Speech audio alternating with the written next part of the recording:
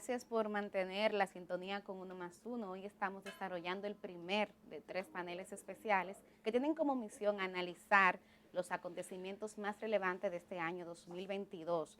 Y en el día de hoy estamos haciendo el balance periodístico muy bien acompañados con Altagracia Ortiz, editora de salud del periódico Hoy, y Altagracia Salazar, productora de Sin Maquillaje y El Patio.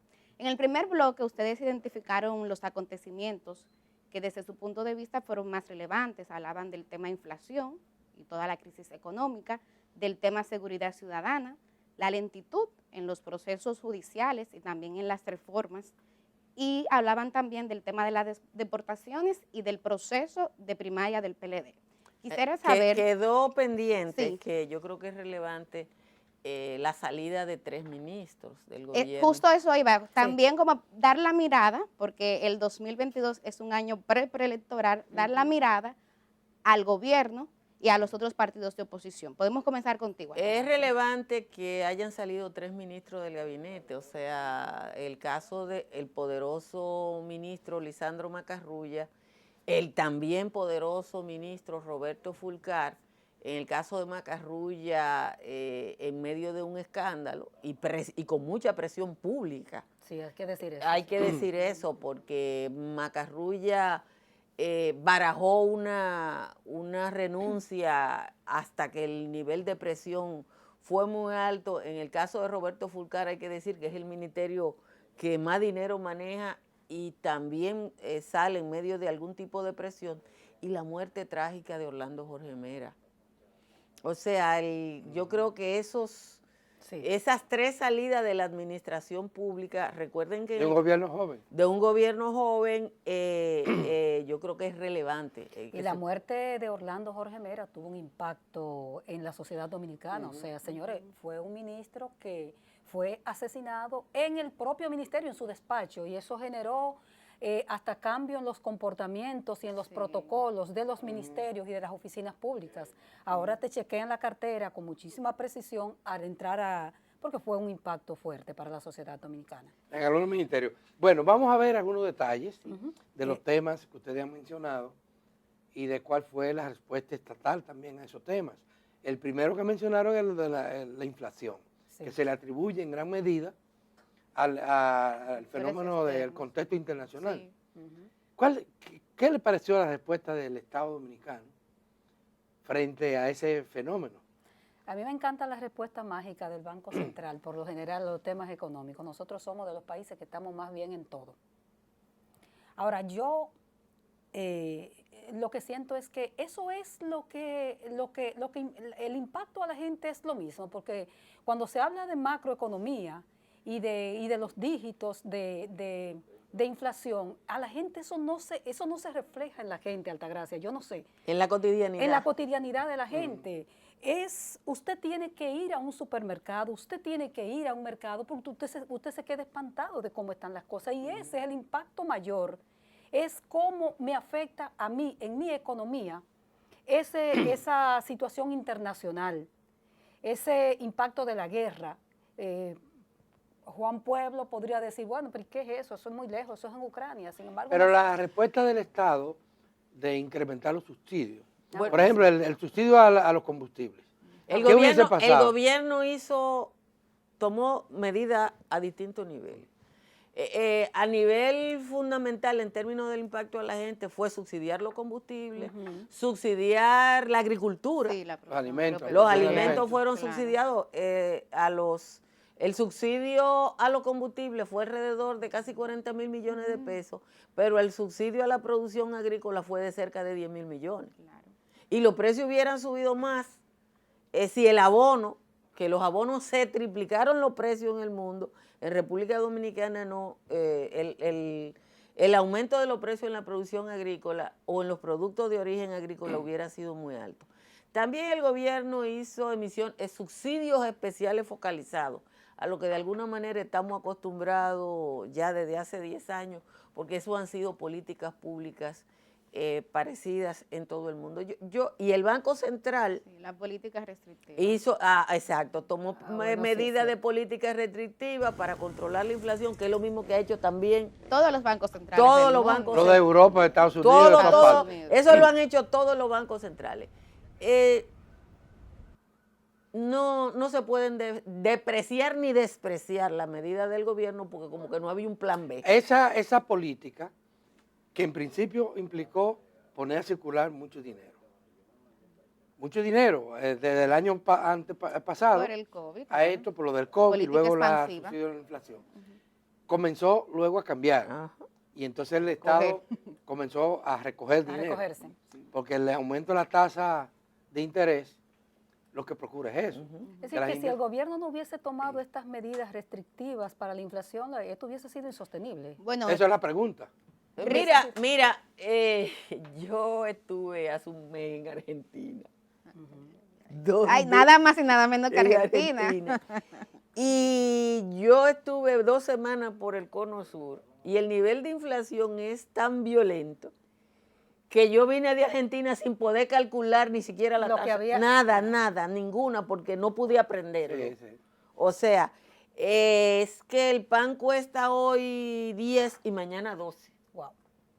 No, y eso tú estás hablando de Sudamérica. Pero recuérdense, Estados Unidos y Europa.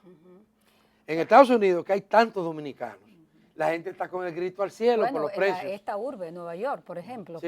que siempre, ¿qué es lo que se ha dicho? No, que en Nueva York todo es barato, la comida es baratísima, señor, la gente tiene el grito al cielo. Eso No, es no, verdad. Eso, y eso Europa, es verdad. la energía en Europa. España, por ejemplo. España, que también Eso está muy... es- Los De costos de gas. energía en Europa aumentaron hasta un 200%. Entonces, cuando el Banco Central habla con orgullo del control de determinados indicadores de la economía, hay que entenderlo, porque lo está haciendo en comparación con lo que pasa En el resto, en el del resto del mundo.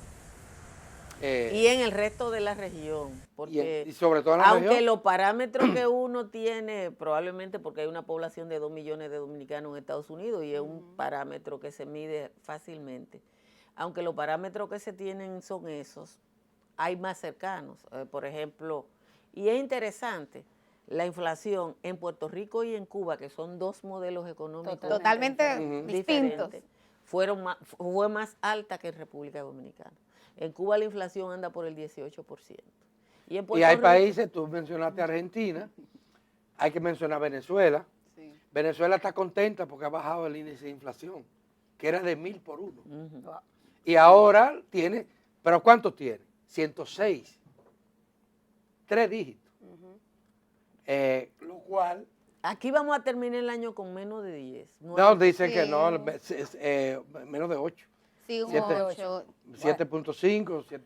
Bueno, para el gobierno eso habla de estabilidad, entonces. Eso es la estabilidad, aunque el ciudadano común, El ciudadano sí. No. que y ahí- además esos son promedios, eso es bueno aclararlo siempre, son promedios, porque cuando tú vas a los alimentos, A eso es lo que me refiero mucho, a esa parte.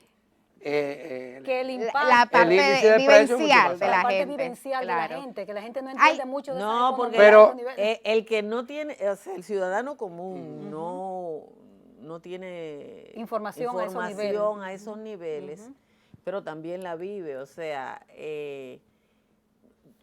si tú te pones a pensar lo que se ha subsidiado aquí al combustible, el impacto que tiene el combustible, por ejemplo, en un producto básico, de inmediato, nada más en el transporte, suele ser entre un 10 y un 20%.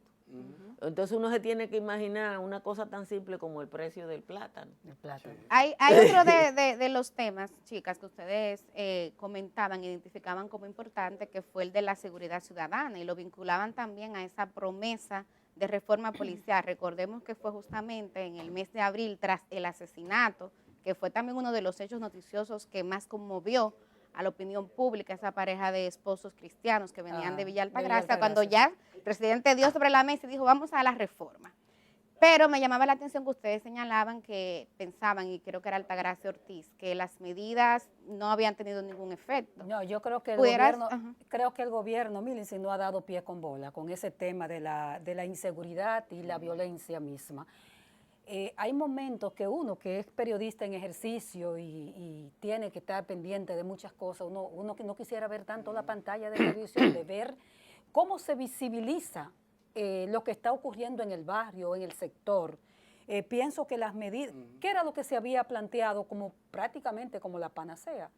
Era esa reforma policial, porque ¿qué es lo que se está planteando? Y estando aquí en el canal veía la gente de los derechos humanos hablando de eso. Es que en la propia Policía Nacional hay nidos de delincuencia. Bueno, uno de los hechos de cierre de año, que fue justamente en este mes de diciembre, fue lo que pasó en los Alcarrizos. Se habla de una banda, los Pancho Trenza, y resulta que entre los 6 muertos hay 2. La policía batió para 300. Exactamente. Ahí. Y Altagracia, ahí mismo hablaba del tema de derechos humanos, y que sé que es un tema que le ha acompañado a ella durante todo su ejercicio. Aquí, cuando se hacen muertes de ciudadanos de esa forma, ejecutar personas de esa manera por parte de la policía, la gente se incomoda con los periodistas o los hacedores de opinión que defienden los derechos humanos, porque parecería que todos debemos apoyar. No, es que eso es maniqueísmo. Eso es maniqueísmo. Eso es, tú estás de este lado o estás del otro, y no tiene nada que ver. Yo cada vez que alguien me dice algo respecto a un tema como ese, hay que decir que solo en el Distrito Nacional, en los primeros 15 días de diciembre, la policía mató 18 personas. Entonces eso es mucho, señores. Claro. Entonces, eran delincuentes. Bueno, pero que lo condene un juez, no un policía. Porque, vamos a poner un ejemplo.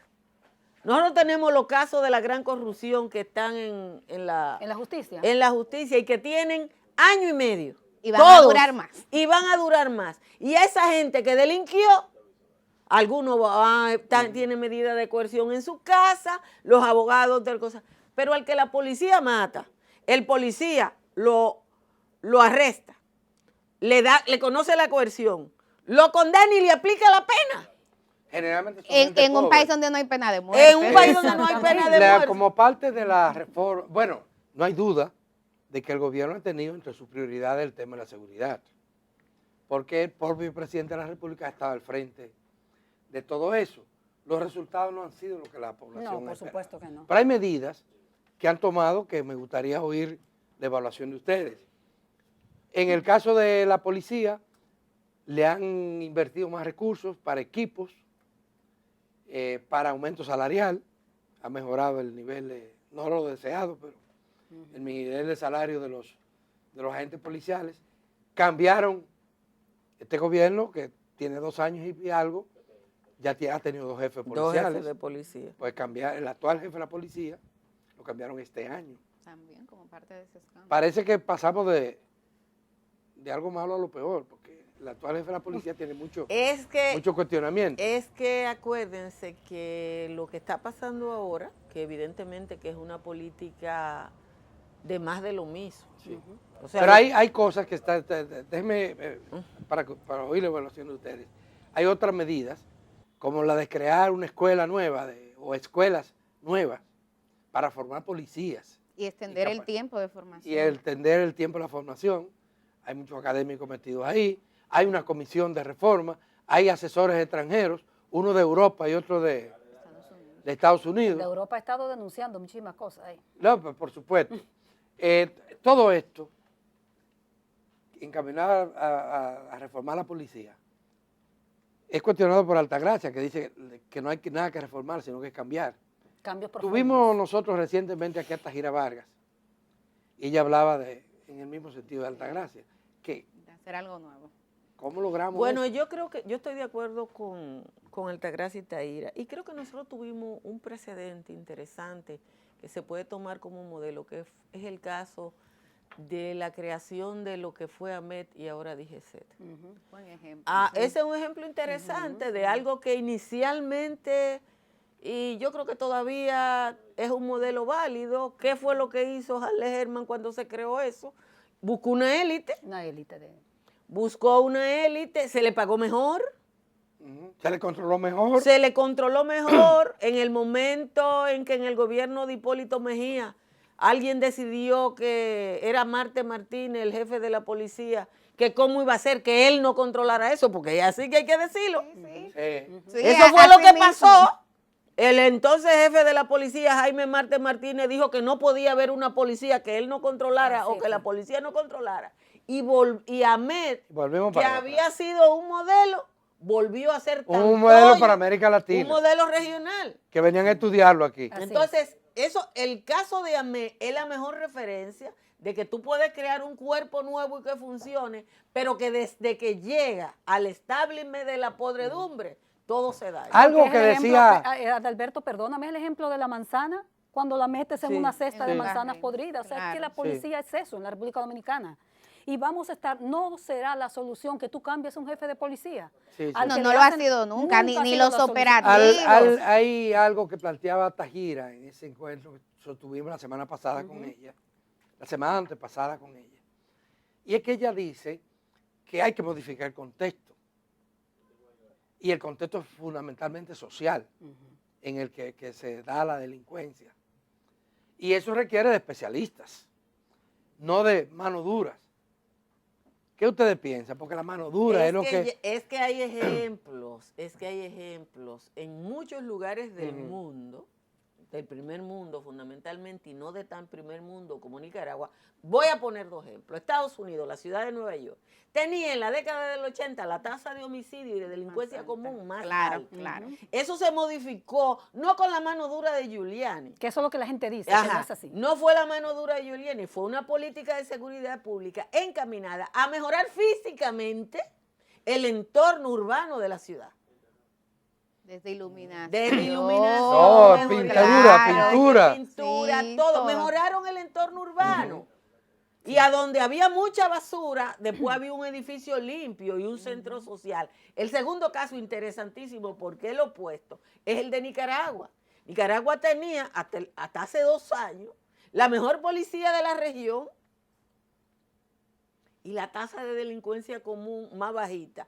Desde que el gobierno de Ortega decidió apropiarse la policía como un fenómeno ente político, se deterioró la calidad de la seguridad y de la policía en Nicaragua. Tenemos que hacer una pausa, pero este panel continúa, pasándole balance a los acontecimientos más trascendentes del año que concluye. Así que no se pierdan porque seguiremos conversando con las dos Altagracias, la Salazar y la Ortiz.